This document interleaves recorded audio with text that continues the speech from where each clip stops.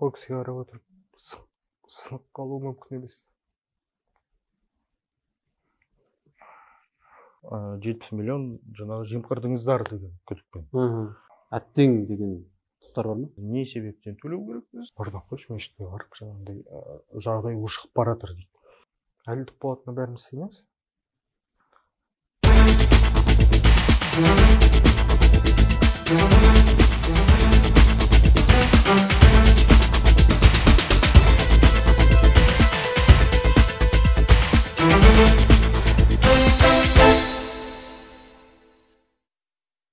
Армысыздар, Нәзір Сүлеймен арнасының құрметті көрермендері, арнамызда кезекті сұхбат. Біреуіңіз білерсіздер, біреуіңіз білмессіздер. Қарапайым мектеп мұғалімінен облыстың білім басқармасының басшысына дейін көтерілген Сафура Сейдуәлиқызы Төлекова қазір 1 жылға жуықтап үй қамақта отыр. Осы кісінің қазіргі хал жайын, сот процесі, жалпы ол кісіге қандай жала жабылып жатыр, әлеуметтік желіден ол кісінің көптеген іздеушілері бұл жағдайлардан бейхабар екендігін айтып үнемі дабылға көтеріп келе жатыр. Қоғамның аңысын тудырған осы дүниенің анық қанығын, ақ қарасын білмекке бүгін студиямызға Сафура Төлекованың баласы Нұрғиса Төлеутаевты арнайы шақырдық. Қош келдіңіз. Көңіл күйіңіз қалай? Жақсы. Енді ол кісі істі болғалы, 1 жылға жуықтады. 1 жылдан асып бара жатыр. 1 жылдан асып барады. Үй қамақта отырғанда 1 жылға жуықтап қалды. 1 жылға жуықтап қалды. Қазіргі денсаулығы, көңіл күйі, қал жағдайы қалай?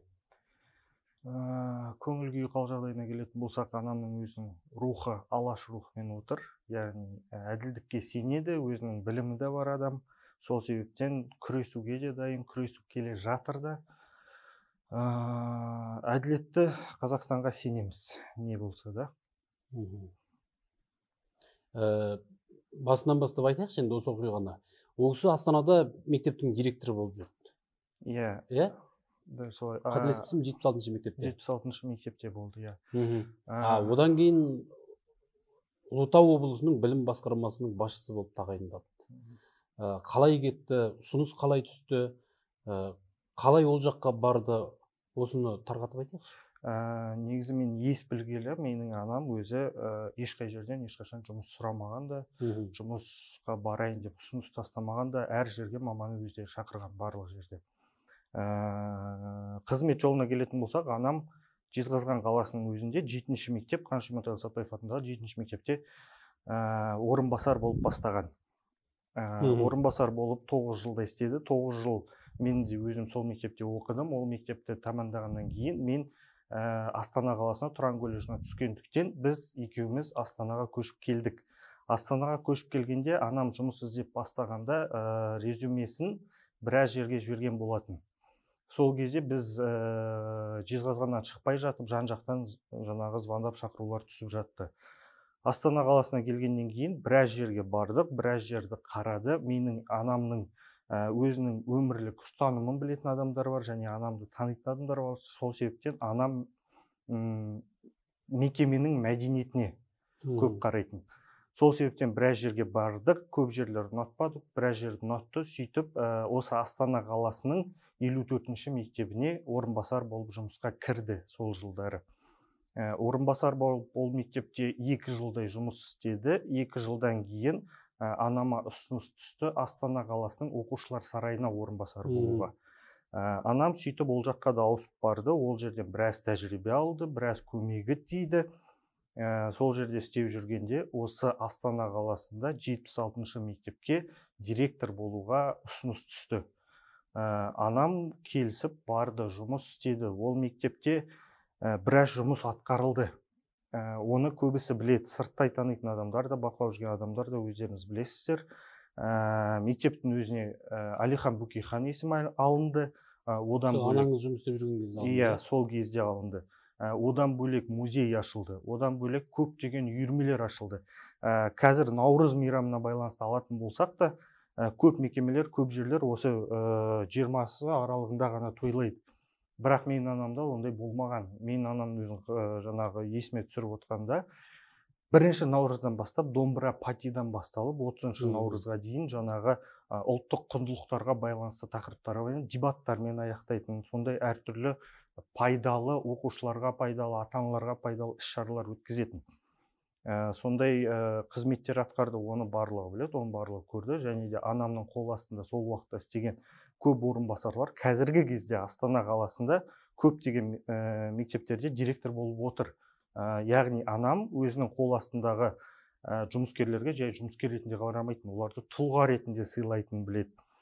Және де олардың кәсіби маман ретінде дамуына зор үлес қосатын. Әлеуметтік желіде өте белсенді еді. Ұжыммен бірге үнемі бір шаралар ұйымдастырып, үнемі бір сондай топтың алдында жүретін еді. Ол рас, оны көбісі біледі. Одан бөлек жаңағы шея бағдарламасы да болды анамда. Көптеген жаңағы мұғалім директор келбеті бағдарламасында үздіктердің бірі болды, алдында жүріп жаңағы әрдайым шақырып жататын. Одан бөлек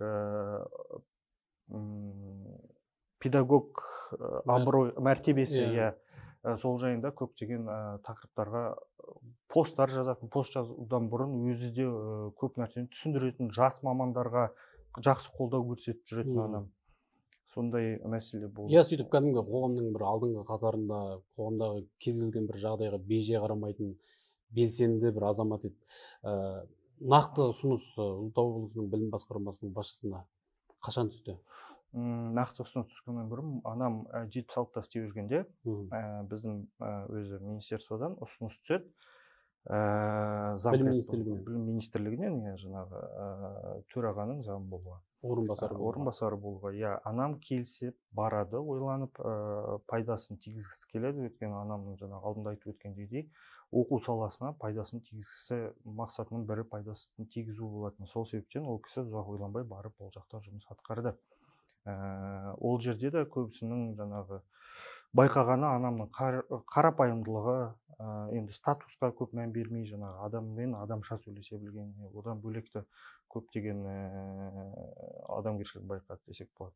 Одан кейін анамды повышение квалификации өрлеуге шақырады. Анам сол жерге барып 1-2 аптадай жұмыс істейді. Жұмыс істеп жүрген кезде сол өзінің анам осыған дейін де өзі жезқазғанда мықты мұғалімдер көп дейтін.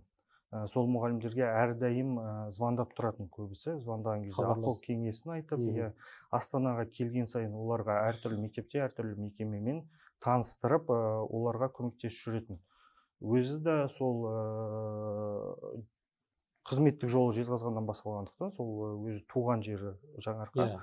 Сол себептен пайдалы болсын деп сол жаққа көмектескісі келіп жүретін. Ұлытау облысы құрылды. Содан кейін ұсыныс түсті. Анам ойланайын дейді.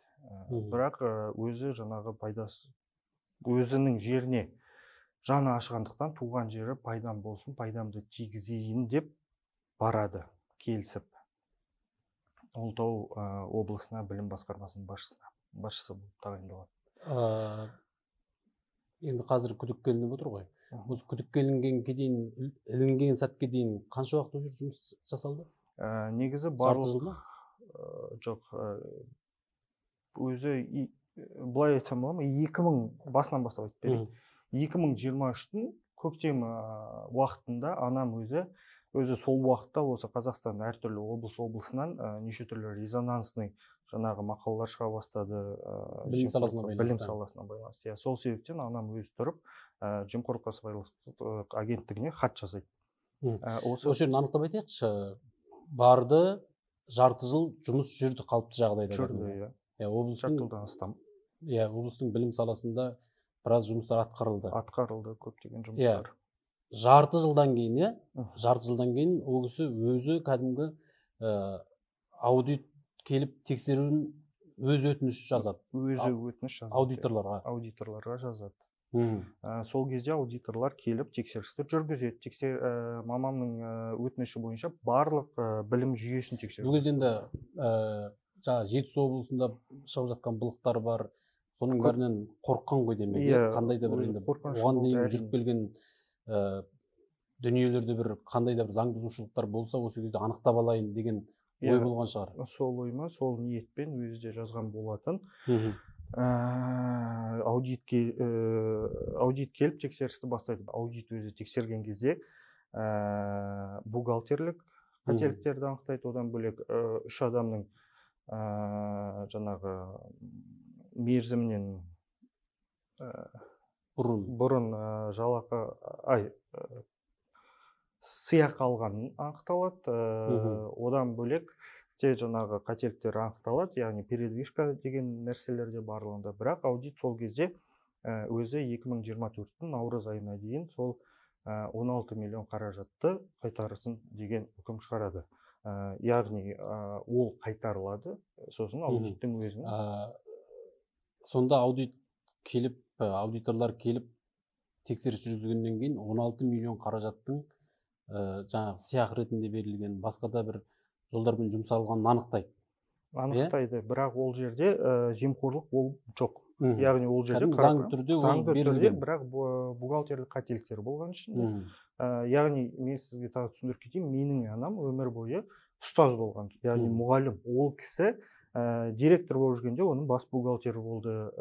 Жаңағындай басқармада істеп жүрген кезде қаржыға жауапты өзінің орынбасарлары болды. Сол себептен менің анам оқу барысына байланысты қандай да заң болса да түнде оятып сұрасаңыз да өзі барлығын біледі, керек нәрсені тауып, өзі білім саласындағы заңнамаларға жетеді.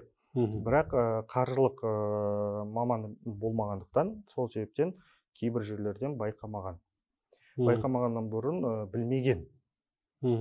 Аудитқа оралатын болсақ, аудит сөйтіп жаңағы предписание береді, өздері үкімін шығарып. Ол үкім бойынша олар 2024 наурызына дейін сол қаражатты қайтару керек болды. Ол қаражат қайтарылды, яғни соңында предписание берілді, қаражат қайтарылды, іс ешқайда жіберілмеді, қылмыстық әкімшілік бұзушылық жоқ деп. Жоқ деп солай үкім шықты, бірақ мерзім аяқталмай, аудиттің мерзімі аяқталмай, бірден іс сотқа кетті. Жоқ, бұл жерде мәселе былай, сотқа кетпейді, мерзім аяқталмай 23 жылдың желтоқсан айында қылмыстық іс тіркеледі сыбайлас жемқорлық агенттігінде. Бірақ қылмыстық іс тіркелген жайында ешкімнің хабары болмайды. Анаңыздың да? Анамның да, басқарманың да ешкімге ешқандай хабарлама, ескерту келмеген. Ол тіркелгені 2023-тің желтоқсан айында. 2024-тің басында жаңағы анамның орынбасарларын шақыра бастайды, бухгалтерлерін шақыра бастайды. Сол кезде анам не жайында деп сұраған кезде, сол жаңағы сыйақылар жайында деген жауапты алады. Енді ол кезде жаңағы қолында предписание тұрғандықтан, уақытылы өтеліп жатқандықтан ешқандай бұзушылық болмайды. Сондай. Одан кейін қылмыстық іс тіркелгеннен кейін бірден кәдімгі тергеуге шақырады. Тергеуге анам қателеспесем, арада қанша уақыттан кейін? Алғашқы рет кешіріңіз, қай айда кейін нақты айтамын. Анам алғашқы рет 2024-тің 29 ақпанда алғашқы рет жауап алуға шақырады анамды. Бірінші рет жауап алуға сол кезде шақырады. Оған дейін ешкім хабарлар емес. Ешкімде хабарлар емес. Сол кезде анам бірақ біледі қылмыстық іс болып жатқан, тіркелгенін. Сондай мәселе басталады. Бұл алғаш жаңа 29 ақпан дедіңіз, сол кезде мынандай жағдай болған екен ғой. Жаңағы шақырады, күндіз шақырады. Бір күн бойы сол жерде отырады. Ол мынандай нәрсе болады. 29 ақпанда алғашқы рет анам шақырылды. Анамды шақырғаннан кейін ол жерде анам өзі сұрайды, жаңағы қандай мәселе бойынша дегенде сол уақытта айтады. Яғни ойында ештеңе жоқ, қорқыныш жоқ. Тек барып жауап беріп қайтамын деп ойлап барды. Жауап беріп қайту деген ой ғана басында. Сонымен сол кезде тергеушілер айтады, сіздің артыңызда орынбасарыңызбен жаңағы есепшіңіз, бухгалтеріңіз біраз болып бүлдірген дейді. Анамның ойында сол кезде енді осы тергеу барысында мен барлық біліп алайын деген ғана ой болады. Оны жаңағы күдікті ретінде шақырып жатқанында ешнәрсенде хабарлама жоқ бұл жерде. сондай яғни мәселе бар. жаңағы орынбасары мен бухгалтерінің қандай да бір заңсыздықтарға жол берген сәттері болса, соны анықтап алайын, Иә. алдағы жұмысыма да бір пайдасы тисін деген оймен барған ғой. Сондай оймен барған. Енді бұдан кейінгі шақырту қашан болды? Қазір кешірім сұрайын. Қадірлі ағайын, енді бұл жерде әлі бірнеше рет куәгерлікке шақырып, бірнеше рет сұрақ сұралғанымен әлі сот енді болады, иә? Сот алда. Сондықтан бұл жердегі әрбір датаға, әрбір сәтке ерекше баса назар аударып, барынша жалған ақпарат таратпауға тырысып отырмыз. Сондықтан да әрбір осыған дейінгі бір жылдық процесс қағазға түскен. Сондықтан да біз әрбір күннен, әрбір сәттен, әрбір датадан қателеспеуге тырысып отырмыз. Басында жаңағы айтып өткендей, Құдайберген Қуанышбек деген тергеуші болған. Кейіннен сәуір айында істі Жетпісбаев Айдос деген тергеушіге береді. Жетпісбаев Айдос. Бұл кісі бұрын Талдықорғанда тергеуші болған. Бұл кісі Жетісу өңірінде болған. Бұл кісі өзі істі сол кісі алғаннан бастап әртүрлі былықтар басталады іс бойынша. Заң бұзушылықтар, моральды психологиялық қысымдар барлығы осы анаңызға. Анама да барлығы. Нақты қандай қысымдар? Нақты қысымға келетін болсақ, бұл кісі келе сала басындағы допрос кезінде айтатын мәселесі, мен Жетісу өңірінен әдейі осы іске бола келдім, әдейі мен тағайындады, мен ол өңір бойынша көптеген миллиардты ашқанмын. Иә, сондай мәселелермен келеді. Сосын допростың бірінде өзінде анама айтқан сөзі бар. Егер де сіз қазір әкімге немесе әкімнің орынбасарларына жаңағы куәлік етсеңіз, олар сізге заң бұзушылыққа итермеледі деген сияқты, немесе қарсы показания беріңіз деген сияқты, онда мен білім саласына тиіспеймін деген. Сонда кәдімгідей сауда жүрген бе сондай ортада? Сауда бастаған. Кәдімгі сіз облыстың әкіміне қарсы куәлік етсеңіз, сонда қандай дүниеге куәлік етіп сұрап отыр? Қандай болса да бұл жерде мен түсінігім бойынша ол жағын нақты мен айта алмаймын. Мынандай деп айтпаған олар. Айтпаған. Қарсы показания берсеңіз, куә беріп берсеңіз, біз сіздің білім салаңызға тиіспейміз, бүгін ақ қазір шығып бара бересіз деген әңгіме. Демек кәдімгідей саудаласуға келген ғой енді. Саудаласуға келген. Анаңыз қарсы болған? Анам қарсы болған жоқ. Бұл жерде ешкім тарапынан ешқандай маған талап келген жоқ, ешкім еш нәрсеге итермелеген жоқ, мен де ешкімді итермелеген жоқ. Егер де мектептерде, колледждерде қай жерде болсын, жаңағындай заң бұзушылықтар болатын болса, ол жердің басшылары өздері жауап береді деген ұсынысты айтқан кезде моральдық қысым басталды. Яғни Жетпісбаевтың өзіне бұл жауап ұнамайды. Сыртта ковбой тұр, қазір сізді қолыңызға кісен тағады, алып кетеді деген сияқты қорқыныштармен итермелей бастаған анамды. Сол кезде анаңызға 3 адвокат берілген екен, иә? Ол кезде мынандай нәрсе болады. Жаңағы Жетпісбаев өзі айтады, оның алдында болды, қателеспесем нақты Жетпісбаевтың өзі жаңағы анамның орынбасарымен бірге сіздерде жаңағыдай көзбе-көз кездесу болады деген кезде сізге адвокат алу керек деген сөз. Орынбасарыңмен енді осы былық жайында бетпе-бет кездесу болады деген кезде ұсынған, адвокат алу керек болады деген, бірақ өздері ұсынған. Жоқ, бұл жерде ұсынғанда анам айтқан, мен бұл жақта ешқандай адвокат танымаймын, сол себептен деген кезде өздері айтқан, біз сізге жаңағы өздері 3 адвокатты ұсынған анама. Ол кезде анам енді заңға сенген, біріншіден заңда жұмыс істейтін адамдар өздері ешқандай арам ойлары жоқ деп ойлаған. Сол себептен берген адвокаттарына звондап, алғашқы келіскенмен келісіп, жаңағы беттестіруге келген болатын. Ол адвокаттар енді жұмысты қалай ары қарай алып жүрді? Кәдімгі заң бойынша істеді ме, әлде оларда да кеткен былықтар бар ма?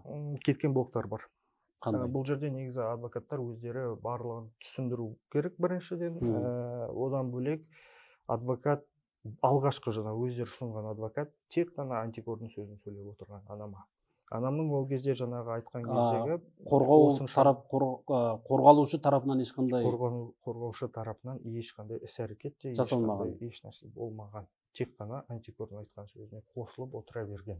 Ол бірінші қорғаушы. Демек, бұл адвокаттарда жаңа жетіспейтін адамдар болып мүмкін. Ол жағын нақты айта алмаймын қазір. Сол себептен анамның өзі де енді адвокат та, тергеуші да заң адамы, сол себептен заңға сенгендіктен анам қатты еш нәрсеге уайымдамаған. Бәрі енді заң саласының қызметкерлері әділ болады, заңнан аттамайды деп ойлаған ол кісі. Дәл солай. Ары қарай солай бастаған. Енді мына жерде жаңағы айтып өткенімдей, жаңағы Жетпісбаев өзі ол істен кейін мені әдейі Жетісу облысынан осында алып келді, осы балықты шығару үшін деп жаңағындай өзіне анама қарсы куәлік берсін деп жаңағындай қысым көрсетілген анама. Бірақ мен нақты айта алатыным, жаңағындай анама психологиялық, моральдық қысым көрсеткені рас. Моральдық қысым деген жаңағы саудаласудан бөлек әйел адамға сыртта ковбой сізді күтіп тұр, қарсы показания беріңіз деген бар. Одан бөлек мамыр айында жаңағы өзім анамды 16-сы күні сағат 10-да шақырған. Осы жерін анықтап айтайықшы. Мамырдың 16-шы мамыр күні таңғы сағат 10-да ол кісілер шақырып алады. Бірақ үйге түнгі сағат 12-ден асқанда қайтады. Қысқасы 12 сағат 12 сағаттан астам. 12 сағаттан астам сол жерде болады. Иә. Бірақ жауап алған уақыты жарты сағат. Жауап алған, егер де өздерінің жаңағы несіне қарайтын болса, жауап алған сағаты 40-45 минут деп қана көрсетеді. Яғни 11 сағат ол жерде кәдімгі қысымда отырады ол кісі. Ол кісі қысымда отырады, одан бөлек әртүрлі жаңағындай өзі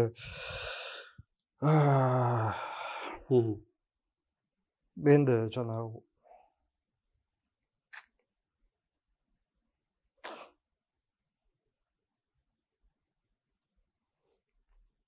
өмір бойы бүйтіп білім саласында жағын салып істеп келе жатқан адам үшін дәл осындай бір сәтте қолдау таппай қысым көруде ауыр ғой енді. Сендер қай уақытта хабарласа алдыңдар ол кісіге? Сол мамыр айының 16-сы күні антикорға кіріп бара жатырмын деген хабарлама келді. Иә, таңертең, нақты уақытын білмеймін. Одан кейін қателеспесем обед кезінде жаңағындай анам хабарласады, маған дұға тілек бардан қойшы, мешітке барып жаңағындай жағдай ушығып бара жатыр дейді. Ол уақытта анамның статусы жаңағындай куәгер ретінде, свидетель с правом на защиту болатын. Бірақ сол уақыттан бастап, 16-сынан бастап жаңағындай өтірік экспертизаның өзін алып келіп, ол экспертиза жайлы қазір кейінірек түсіндіріп тоқтап өтем, не себептен ол өтірік екен. Одан сол күні статус ауысады, былайша айтқанда подозреваемый деген статусты алады, күмәнді деген. Әрине, ол кезде экспертиза жазылып тұрған жаңағы 70 миллион теңге. Анам оны естіген кезде өзі ол 70 миллион қайда кетіп қойды, кім жеп қырып мүмкін деген оймен отырған кезде сол мәселені әрі қарай ушықтырып, жаңағы ковбой отыр сыртта, сіз егер де жаңағындай әртүрлі моральдық қысымдар болған. Сол таңғы сағат 16-шы мамыр күні болған дүние. 16-шы мамыр, жаңағы моральдық қысым сыртта дайын отыр, алып кетуі мүмкін деген тағы басқа да. Басқа қандай дүниелер болған екен?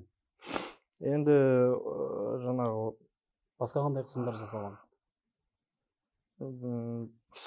Одан бөлек жаңағы 12-де түнгі 12-де шықты ғой, шыққан кезде бірінші сіз хабарластыңыз ба, ол кісі өзі хабарласты? Жоқ, ол кісі өзі хабарласты. Енді қандай жағдайда екен? Кеш бата сағат 6-дан бастап мен өзім жаңағы анама звондап, уже көтермейді, уайымдап, жаңағы өзінің жұмыстағы әріптестеріне хабарласа бастадым. Әріптестеріне де айтқан, өзімізді хабар күтіп отырмыз деген хабар естеймін. Сол уақытта сағат 1-де хабарласады өзі. Анам әрине білдірткісі келмейді, бірақ маған еш нәрсені өзі, бірақ жаңағы өте бір ауыр жағдай. Өте ауыр жағдай екені түсінікті. Осындай жағдай деп осылай болып жатыр деп маған жеткізеді. Мен өзім сол сәт естіп өзімді қандай жағдайда болдың? ауыр әрине, бірақ енді бұл жерде бір нәрсені түсіну керек та. Менің анам ешкімнің ала жібін аттамаған, ешкімге жамандық ойламаған. Мен оны білемін. Сен сенімді болдың? Әрине, барлығы сенімді. Мен ғана емес.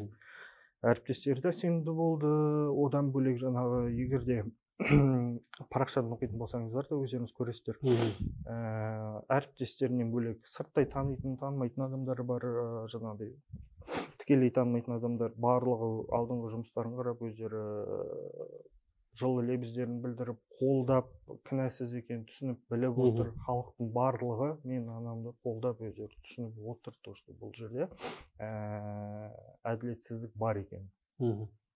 16 мамырда іс бұрынғы куәгерліктен статусы күдіктіге ауыстырылды. Күдіктіге ауыстырылды. Бірден шешім қалай болды? Ауыстыру жайында сараптама келді. Сараптаманы алып келді. Енді мұғалімнің алдына жаңағы есепшінің қағаздарын берген бірінші. Осылай бұл жерде барлығы жазылып тұр. 70 миллион жаңағы жемқырдыңыздар деген күдікпен. Сонымен анам әрине ол кезде өзі түсініксіз жайға түседі біріншіден. Қайдағы 70 миллион, қайда кетуі мүмкін деген сияқты мәселелерге өз ойында отырады.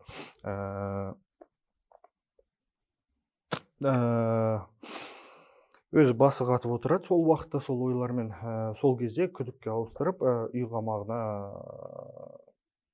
шешім шығарылатын жайында айтады сол Жетпісбаев Айдос деген тергеуші. Әрине, оны естіп, бізде сол күні жолға шығамыз Жезқазған қаласына. Мен жаңағы анамның туған әпкесі екеуміз Жезқазған қаласына барып сараптамамен таныса бастаймыз. Сараптаманың жаңағы өзі 25 жылдай опыты бар, былайша айтқанда тәтемнің, яғни қаржы саласында сараптаманың көбісі өтірік екенін өзі түсінеді. Соған дейін сараптаманың бәрін саралап шығады да, бірден заңсыз екенін түсінеді. Заңсыз екенін, ішінде өтірік нәрселер бар екенін барлығын түсінеді. Сол кезде біз адвокатпен сөйлесе бастаймыз. Басқа сырттағы адвокат? Жоқ, жаңағы осыған дейінгі араласып келген адвокат. Ол кісіден әңгімесіне қарап, біз де көп нәрсені түсініп, ол кісімен жұмыс істей алмайтынымызды түсінеміз. Қандай күмән келтірдіңіздер? Нені түсіндіңіздер? Ол кезде күмән мынандайдан басталады. Сіздер қазір осы уақыт аралығында жаңағы 70 миллион жымқырған дегенде осыншама адамға бөлеміз, өзі 3 адамды күдікті шығарып тұр. Соны сіздер басшысы, орынбасары, есепшісі, бухгалтер. Соны сіздер төлеу керек боласыздар. Сол кезде жаңағы Айдос... Адвокаттың жауабы? Иә, бірінші адвокаттың. Сол кезде Айдос жақсы характеристика береді, Жетпісбаев Айдос жаңағы.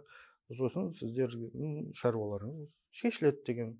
Сол кезде бізді тұрып бірінші сұрағымыз не себептен төлеу керекпіз? Егер еш нәрсе жымқырылған болмаса, екіншіден сараптаманың өтірік болған болса деп, ол адвокаттан бас тартамыз. Ол адвокаттан бас тартып, өзіміз адвокат іздей бастаймыз. Сөйтіп, ол адвокат іздегеннен бұрын мен анам жаңағы тәтем үшеуміз сараптаманы қарап шығып, ішіндегі барлық бұзушылықтарды байқаймыз. Одан кейін жаңа қорғаушы тағайындалады. Жаңа қорғаушымен жұмысқа кірісеміз. Бұл жерде енді жаңағы осы дүниені тағайындап берген жаңағы 70 миллион жымқырды деген адам тағайындап берген сарапшының лицензиясы жоқ деген, енді ең қызығы мемлекеттік лицензиясы жоқ деген ақпар бар. Ол рас. Біріншіден мәселе былай. Алғашқы сараптамаға жіберетін кезде Құдайберген деген кісі, жаңағы тергеуші, құжаттардың өзінің 70% болмайды. Яғни сараптамаға жіберген құжаттың 70% жоқ. Былайша айтқанда 30% ғана жетеді. Ол бірінші мәселе. Екінші мәселе, ол жіберген сарапшы жеке меншік, оның жаңағы ол іс бойынша, жаңағы құжаттар бойынша жұмыс істейтін лицензиясы жоқ. Яғни 30% ақпараты ғана қолында бар сарапшы, лицензиясы жоқ сарапшы. Осымен іс жүргізіліп жатыр. Иә, осы кісінің сараптамасында 3 адам күдікті болады. Яғни 3 тағдыр. 3 тағдыр лицензиясы жоқ сарапшының қолында. Иә. Сөйтіп, сол сараптаманы алып келіп, сол сараптаманың былайша айтқанда, сол сараптамаға сүйене келіп, менің анамды осындай тағайындайды, подозреваемый деп. Осы сараптамадан кейін, иә, 25 рет прокуратураға шағымданыпты. Иә, ол рас. Прокуратурадан бөлек бұл жаңағы сараптаманың барлығын қарап шыққаннан кейін қаншама заң бұзушылықтар шықты. Жаңағы мен айтып тұрғандай құжат толық болмаған. Қарсы өздеріңді жиналып, адвокат жалдап, қайтадан әрекет жасай бастадыңдар өздеріңді ақтауға, иә. Сол кезде жаңағы күдікті екенін, осыған дейінгі дүниелердің бәрі бір жалған белден басы болып жатқаннан кейін жаңа прокуратураға шағым жасалды. 1 емес 25 рет. Прокуратураға 25 рет шағым жасалды. Енді нәтиже? Нәтиже тек қана отписка. Қайтарылып отырады. Қайтарылып отырады. Қайтарылған кезде егер кім қайтарып отыруы мүмкін? Кім қайтарып отыруы мүмкін? Иә. Нақты кім қайтарғанда өзі барлығы көрініп тұрады. Е-өтініш деген платформаның ішінде барлығында. Бұл жерде бұл біздің ғана жанайға емес. Осы жақында ғана Кучинская есімді депутат осы жайында айтқан тұғын, өзі көтерген мәселені. Яғни біздің өзімізді алатын болсақ, біз егер де жаңағы Жетпісбаев Айдос деген кісінің іс-қимылына қарсы болып, заңсыздығын анықтап жазатын болсақ, жаңағы ең басында әрине біз жазамыз кімге? Жаңағы Антикордың өзіне жазамыз. Антикордың өзі оны айналдырып алып барып, Жетпісбаевтың алдын алып барады. Түсініп отырсыз ба? Жетпісбаевтың қателігі, осындай қатесі бар деп біз көрсеткен. Жетпісбаевтың өзіне барады. Сол сияқты мәселелер көп. Яғни біз ген прокуратураға жалып тастайтын болсақ, ол айналып келіп, областной прокуратура арқылы сол прокуратураның өзіне. Яғни Ұлытаудан басталған дүние қайтып айналып Ұлытаудағы сондай адамдардың, құзыретті адамдардың өз алдына қайтып келеді. Сонымен іс жабыла береді солай. Басылып қала береді. Сөйтіп басылып қала береді. Ол рас. Енді осы жақында жаңағы сот сараптамасы жайында Айгүл Орынбектің айтқаны бар. Әр сараптаманың артында адамның тағдыры бар деген, ол рас. Жаңағындай өзіңіз байқағаныңыздай біз 3 рет сараптамаға жаңағы қол жеткіздік. Біріншісі біз қосымшасын бізге бекітті, бірақ біз оның қайталама сараптама сұрасақ та бізге қосымшасын берді. Сол кезде бізге ол сараптаманы жіберетін кезде ол құжаттарды түгендеуге көмектескен мен анамның өзі. Ойлаңызшы, жаңағы мен айтып тұрған 70% жоқ құжаттың өзі. Түгендеуге анамның өзі бар көмектеседі. Осындай құжаттар сіздерде болмаған. Енді одан бөлек қарапайым логика, иә, мысалы кез келген адам қылмыс жасаса, ізін жасыруға тырысады. Ол кісі қайта анықталсын.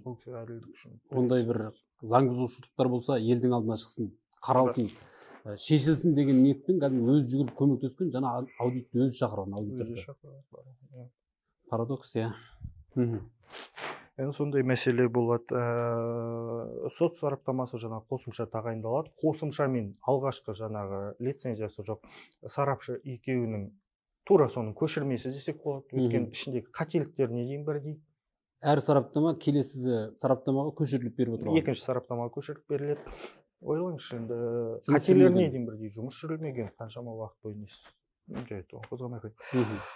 Сондай мәселе болады. Үшінші сараптамаға қол жеткіземіз. Үшінші сараптамада бізде енді ол жерде заңсыз деген сөздер болған. Жаңа бірінші екі сараптамада айтқанда заңсыз төлем өткізілді деген сияқты мәселелер болды. Үшінші сараптамада ол болмайды. Осындай үш сараптаманың осындай үш түрлі болып келеді. Бірақ бірінші, екінші сараптамада біріншісінде Құдайберген Қарағандынікі, сарапшы Қарағандынікі, жаңағы жеке меншік, былайша айтқанда частный қалай оған түсті. Екінші сараптама Алматы жаққа жіберіледі. екінші жаңағы Құдайберген Айдостың өзі сол жақтың кісісі. Қалай ол жаққа түсті, не себептен деген сұрақтар бар. Одан бөлек жіберетін кезде Айдостың өзінің айтқан сөзі, қазақ тілінде сараптаманы жасайтын сол Алматыда ғана кісі бар екен, 1 айда жасап береді сіздерге деп жібереді. Ақыры соңында ол да өтірік болып шықты, сараптама орысша келеді, 4 ай күтеміз. Алматыға жіберілді, жаңа қазақша 1 айда сараптама жасап береді деген адам қайтып сол орыс тілінде қайтып келді. 4 айда. 4 айда. Енді облыстық прокуратураның осындай бір салғырттықтарынан кейін заң шығару органдарына шағым түскен екен. Президент әкімшілігіне 5 рет, бас прокуратураға 15 рет, сыбайлас жемқорлыққа қарсы іс-қимыл агенттігіне 5 рет, сенатқа 2 рет, мәжіліске 2 рет, адам құқықтары жөніндегі ұлттық орталыққа 3 рет шағымданған. Осынша шағымнан кейін ары қарай істе бір жылжу өзгеріс болды ма? Жоқ, десек болады. Мүлде. Мүлдем емес. Бұл жерде біз осыған дейін де маған көп журналист, блогерлар шықты, ақпарат сұрап, бірақ осыған дейін анам да маған айтты, ешкімге ешқандай ақпарат айтпа, ешқайда шықпа. Біз тергеудің әділ өтетініне сенеміз деп, бірақ біздің көзіміз жеткендей тергеудің әділдігіне емес, олар менің анамды кінәлі қылып шығарғысы келіп тұрғанын сезіп отырып, соған барлық күшін салып тергеуді аяқтаған болатын. Бұлай қарайтын болсақ, президенттің заң мен тәртіп стратегиясын өзін біздің құзырлы органдар бірінші очередь сол заң органдарына қолданса екен деп. Себебі заң мен тәртіп шын мәнінде сол жақтан басталу керек. Жақсы, жаңағы бір сөзімді айтып қалдың ғой, жаңағы анамды кінәлі етіп шығуға талпынып жатыр деп, бұл жерде сонда ол кісіні кінәлі қылып шығып кім ұтады? Кімге сондай мүдделі болып тұр? Сұрағыңыз түсін. Не үшін анаңызды кінәлі қылып шығаруға талпынып жатыр? Кімдер талпынып жатыр? Енді бұл жерде осы жақында сенаттағы брифингта қателеспесем, Дархан, кешіріңіз, антикордың өзінің жаңағы зампреді, зампредіне сұрақ қойылған жайында, анам жайында ол кісінің өзі де өтірік мағлұмат беріп отыр. Біз оған араласа алмаймыз деді, Араласа алмаймыздан бұрын, то, что кім жаңағы Жетпісбаевты істен ол үшін ғана емес, жай ғана басқа істер үшін шектетілді деген нәрсеге. Төрағаның орынбасары Жетпісбаев тергеуден шеттетілгенін айтты, бірақ бұл істің Сафура Төлековаға қатысты емес екенін айтты. Бірақ бұның алдында ғана ол кісінің шектетілуі жайында сұрақпен біз барып өздеріне жеткізген болатынбыз. Енді осы жерде бір күмәнді дүние бар. Жаңағы сол облыстық антикор мен прокуратура, жаңағы Ұлытау облысының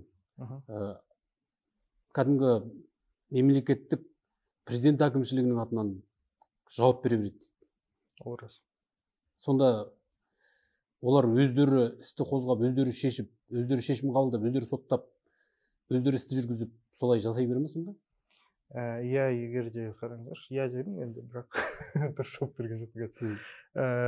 Бұл жердегі мәселе, егер де біз жауапты заң бұзушылық, Жетпісбаевтың заң бұзушылығы бойынша жазатын болсақ, ол айналып барып Ұлытау облысының антикорына түседі. Ұлытау облысының антикоры ол жауапты алуға Жетпісбаевтың өзіне жібереді. Түсіндіңіз бе? Егер де маған, мысалға, менің өзім қойған сұрағым, мен 1-2 өтініш арқылы өз атымнан сауалнама жіберемін. Олардың әрекеттері бұл сұрақ айналып барып Ұлытау облысының антикорына келеді. Ал хотя мен ол сұрақты төрағаның өзіне немесе төрағаның орынбасарына жауап берсінші деген солардың құзырындағы сұрақты қоямын. Бірақ облысқа жібереді. Кетіп қалады. Бұл сонда бұл қателік қайдан шығып тұр? Жүйенің өзінде шығар. Бір адамның тағдыры тұр, бір адам емес қаншама адамның тағдыры тұр. осы жерде бір дүниені сұрайын. Осы істің барысында анаңыздың орынбасары суицид жасады. Иә? Енді аты жөнін айтпай ақ қояйық, ол кісінің отбасында қайғыра көңіл айтамыз. Бірақ ол кісі де осы былық-балықты біліп, бірінші өзі осыны анықтауға әрекет жасаған адам екен. Бұл дегенде сізге осы жерін анықтап айтайықшы. Енді осы бір қоғамда аңысып тұрған дүние ғой. Ол кісі анаңыздың орынбасары болып, анаңыз барғаннан кейін барып тағайындалып барды ма, әлде бұрыннан сол облыста білім саласында жұмыс істеген адам ба? Менің анам барған кезде кадр мәселесінен еш нәрсе шешілмеген болды. Яғни кадр мәселесі болмаған. Бәрін бастан аяқ жасақтап шықты. Жасақтап шықты, иә. Ол кісі келгенде де өзі, ол анамнан кейін келді. Яғни ол бір-бірін танымаған да еш нәрсесі жоқ. Ол кісі келгеннің өзінде де ол кісі оған облыс жасақталмай тұрып, қаншама мәселелерді жаңағындай тауып, анықтап, өзі жаңағы антикорға хабарлаған моменттер де болды, былайша айтқанда. Енді кез келген адам бір жерге баратын кезде анықтап, зерттеп қарайды ғой. Сондай сәттерде жаңа кемшіліктерді байқаған, сөйтіп өзі, ол кісі де өзі әрекет жасаған анықтауға. Әрине. Енді ол кісі жайында көп қозғаған келмейді, себебі бір отбасының қайғысы бұл. Әрине, иә. Иманды болсын. Бұл ауыр жағдай, иә, әрине. Бұл жерде осы бір адам өліміне жетуіне тағы да сол облыстағы осындай жұмыстардың дұрыс жүргізілмеуі әсер етіп тұр ғой енді. Рас. Бұл кісі өзі марқұм болардың алдында президенттің атына хат жазады. Осындай іс болып жатыр, Ұлытау облысы бойынша маған моральдық психологиялық қысым көрсетіліп жатыр, жаңағы Төлековаға, жаңағы басшылыққа қарсы показания берсін деп қысып жатыр деген. Ол кісіге де, демек ол кісіге де жаңағы Сафура Төлековаға қарсы куәгер бол деп, куәлік ет деп нақты айта алмаймын. Қысым жасалған ба? Қысым болды, иә. Жаңағы басшылыққа қарсы дегенде, енді Төлековаға қарсы жаңағы қарсы не көрсетсін деген барлығымен хатпен толтырып, біздің жаңағы аппарат президентіға жіберілген болатын. Бірақ ол да айналып келіп, Ұлытау облысына келеді. Осы бір ауыр жағдайдан кейін анаңыздың жағдайы қалай болды? Әрине ауыр. Ең ауыры осы істегі осы суицид, расында айтсам, өзім үшін де, анам үшін де, не дегенмен адамның өмірі. Әрине. Енді отбасының қайғысы. Жылға жуық осындай жағдайдан кейін кез келген адам сынып кетуі мүмкін ғой. Анаңыз үшін алаңдайсыз ба? Әрине. Қазір хабарласып тұрасыздар ма? Жарайды. Анаңыздың 80-ге келіп қалған анасы бар. Ол кісінің жағдайы қалай? Ол кісі де уайымдайды, әрине. Ол кісінің бізге үлкен қанат болып отыр, себебі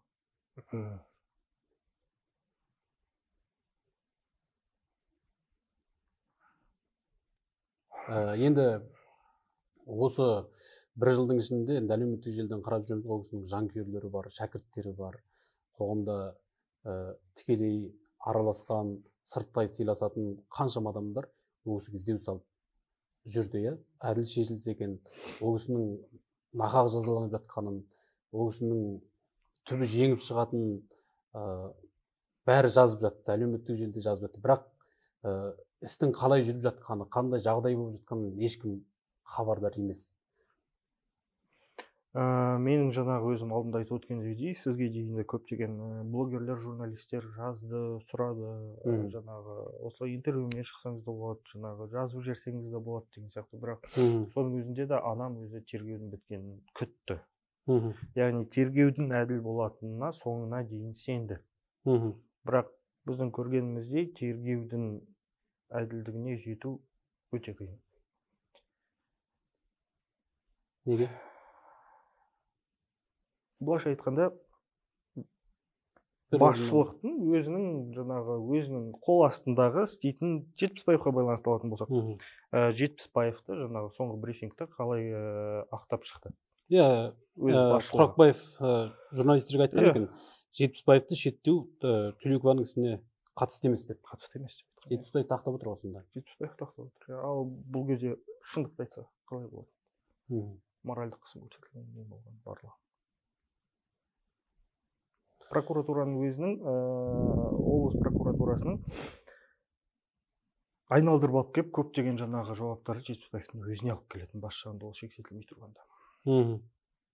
Яғни қазір Жетпісбаевқа сонда қазіргі Жетпісбаевқа қарсы Жетпісбаевқа байланысты жасап жатқан қылмыстық іс анаңыздың шағымдануынан нәтижесі. Осыны айтайын дегенім сізге.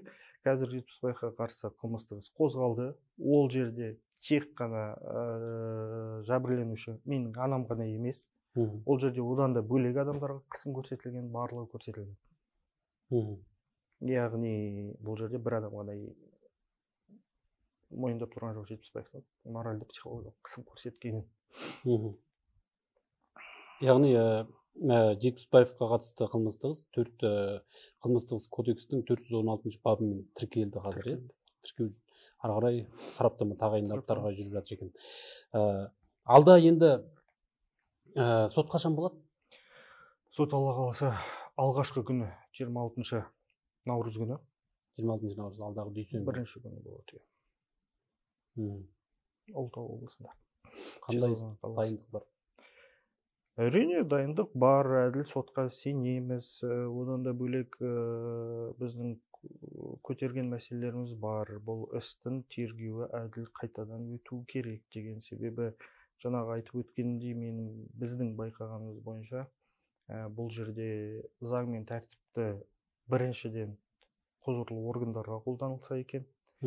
Екіншіден бұл жердегі көп істі бұлар әділдік үшін емес, тек қана статистика үшін десек те болады, қолданып отыр. Яғни менің анамды кінәлі қылып қылғысы келіп отқандарын. Солай осы істі жаба салғысы келіп отыр. Әрине біз әділ сотқа сенеміз. Анамды қорғаушыларды дайындық барысында қазір өзін қорғауға. Қазіргі адвокат кім? Байжанов Мейрам деген кісі Қарағанды қаласының өте мықты адвокат, өте жақсы, адамгершілігі де жақсы кісі. Яғни бұл кісі де басында келгенде бұл істі қарап, жаңағы былайша айтқанда құқықтық жағынан, жаңағы заң жағынан қаншама заң бұзушылықтар болған барлығын анықтап, онда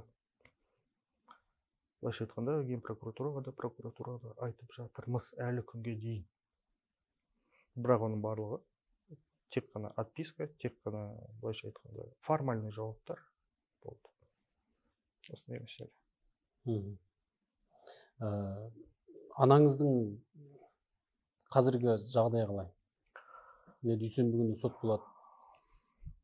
Анамның өзін қалай ұстап отыр? Қобалжиды әрине. Уайым бар, одағын емес, бәрімізде бар. Анам өзі мұғалім адам, біріншіден заң саласынан көп нәрсені білмеген. Әрине. Осы заң қызметкер емес. Үй қамағына қамалғаннан кейін ғана заңды нормаларды анықтап оқып зерттеп бастаған. Сол кезде де өзі де қазір сол кезде заңды білмегендіктен олардың қаншама заң бұзушылықтарын анықтап, оның барлығын айтып отыр. Бірақ ол кезде басында басталған кезде заң сақтау құқық органдарындағы адамдар бұндай әрекетке бармайды деп сендік қой барлығымыз. Анам өзі басында да бұл өзі басында әу баста сол заң үстемдік етеді, заң әділін айтады деп басында өзі бастап бірінші қадамды өзі жасаған ғой. Одан бөлек енді жаңағы іс болып басталып кеткен білгеннен кейін де анам өзінің ақтығын біліп, ешқандай ешнәрсе жемқор емес екенін біліп тұр ғой енді. Сол кезде даже адвокат алуда ойға келген жоқ қой енді. Солардың берген адвокаттармен жұмыс жасаңыздар, иә. Енді қалай болғанда да заң үстемдік құрып әділ шешім шықсын деп тілекшіміз. Енді жаңағы қазақта бір сөз бар ғой, жақының, досың, көлеңкең сияқты басыңды бұлт шалғанда жоқ болып кетеді, таппай қаласың, күн шыққан кезде жаныңнан табылады деген секілді. Сондай бір көңілге ауыр тиетін, бұрын жақын араласып ат-тонын ала қашқан, болмаса осындай кезде бір жәрдемші болып, тілекші болып, қандай да бір қолдау керек болса мен дайынмын деген азаматтар болды ма? Иә, әрине. Барлығы анамды сырттай танитын да, былай танитын да, араласып жүрген барлығы тілекші, барлығы қолымыздан қандай көмек келеді деген сұрақтармен жазады. Әлі күнге дейін звондайтындары көп, уайымдайды барлығы. Енді барлығына айтарым тек қана дұға тілек. Барлық Алланың көзі болсын бастысы. Ол адамдардың барлығы да біліп тұр менің анамды қаза екенін. Ондай болуы мүмкін емес екенін. Барлығы біледі, халық біледі менің анам қандай екенін. Барлығы дұға тілекте. Енді сіз жаңа айтқандай көлеңке дос дейікші былайша. Ондайларды анам тарапынан ешкімді байқамадым. Тамаша. Барлығы көмектесуге дайын. Айтқанда барлығына алғысымды айтамын. Жаңағы өзі Фейсбукта болсын, Инстаграмда болсын, қай жерде болса да жаңағы өзіңізді комментарийларды оқысаңыз, көрдіңіз. Сырттай танитын да, былай танитын адамдар барлығы тілекші, барлығы біліп тұр шын мәнінде. Бұл жағдай сенің айналып өткен жоқ, бір жылдан бері кәдімгі анаңның күндіз-түні кәдімгі алаңдап, уайымдап, күндіз күлкіден, түнде ұйқыдан айырылды деген жағдай болды ғой басында. Дәл қазір енді өзің қандай жағдайдасың? Осындай бір әділетсіздіктерден кейін, осындай бір заңсыздықтардан кейін, осындай бір белден басулардан кейін өзің қандай жағдайда жүрсің қазір? Мен жеңетінімізге сенімдімін, біріншіден. Екіншіден, уайымдау басында болды барлығымызда, бірақ жаңағы мен өзім айтқандай, бізге рухты анамның өзі берді. Мықты болыңдар дейді.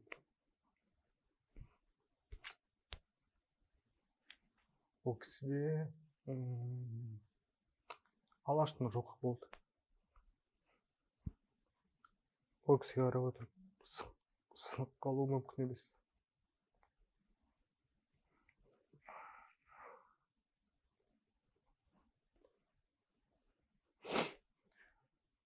Осындай нәрсе енді әрине басында барлығымыз уайымға баттық. Жаңағындай әженің өзіне айту қиын болды. Әжемнің сөзі мен жүрегім жамандық сезіп тұрған жоқ деді. Әжеңіз ба? Әлі күнге дейін солай айтады. Мен жүрегім, ана жүрегі сезеді оған. Әлілдік болатынына бәріміз сенеміз. Немересін апарып тұрсың ба? Күресуге дайынбыз. Иә, немересін апарып тұрмыз. Немересін өзі әжесін сағынып, әжесі де сағынып. Екеуінің бір-бірінің арасындағы связь да мықты. Өзі жаңа айтқанымдай,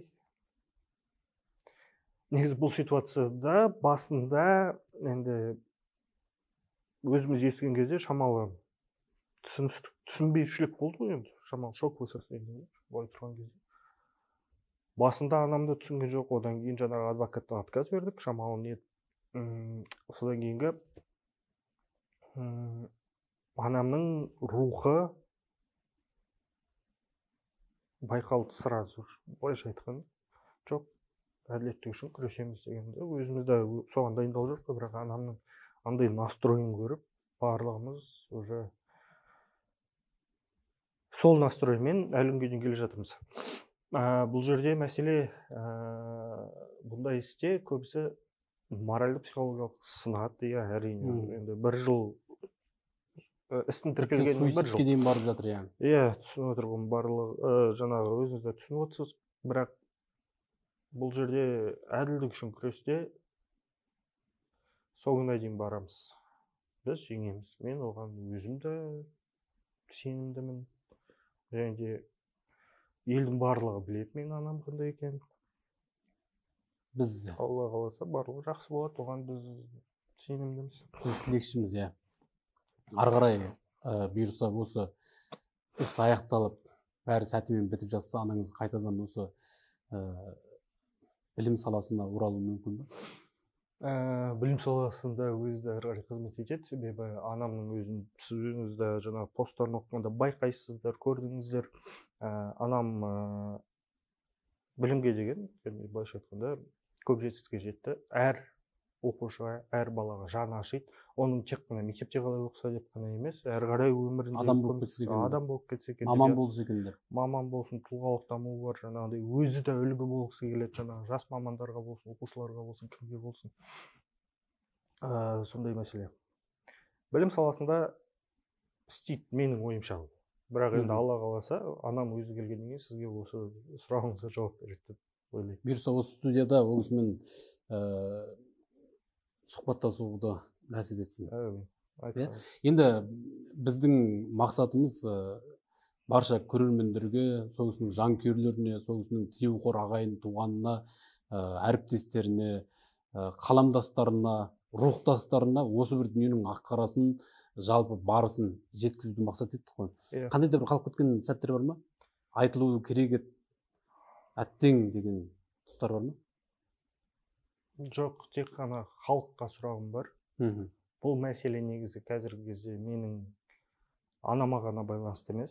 Бұл жерде бұл қоғамның дерті. Қоғамның дерті. Айтқанымдай, заң мен тәртіп бірінші біздің құзырлы органдардан басталса деймін. Екіншіден, егерде алып қосатын жерлеріңіз болса, жазып кетіңіздер, айтып кетіңіздер. Себебі үнсіздік ол әділетсіздіктің үлкен серігі. Және де бізде диалогқа дайынбыз. Жоғарыда тұрған біздің басшылығымыз бізді есту үшін, бізді былайша айтқанда қабылдау үшін біз не істеу керекпіз? Сіздердің ойларыңыз, мүмкін әкімшілік өзі жауап беретін шығар. Енді қалың көрерменге айтайық, әлі сот болған жоқ. Сондықтан айтпайтын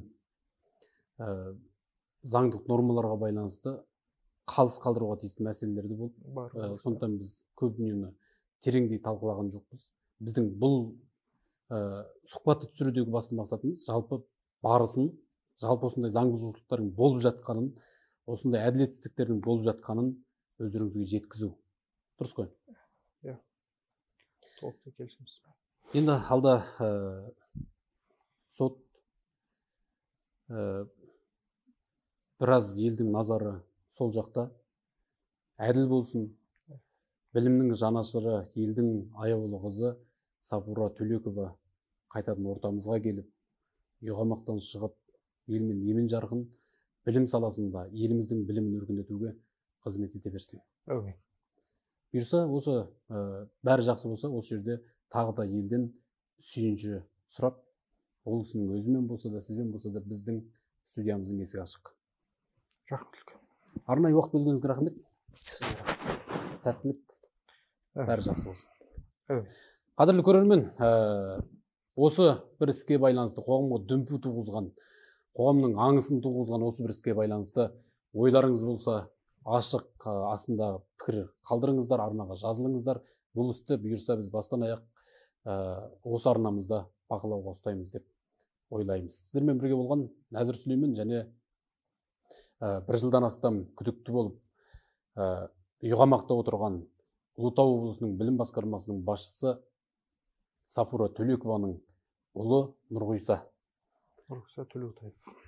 Төлеутаев. Аман болайық, сау болайық. Еліміз аман, жұртымыз тыныш болсын. Заңымыз әділ болсын. Заңға деген сеніміміз кәміл болсын ағайын.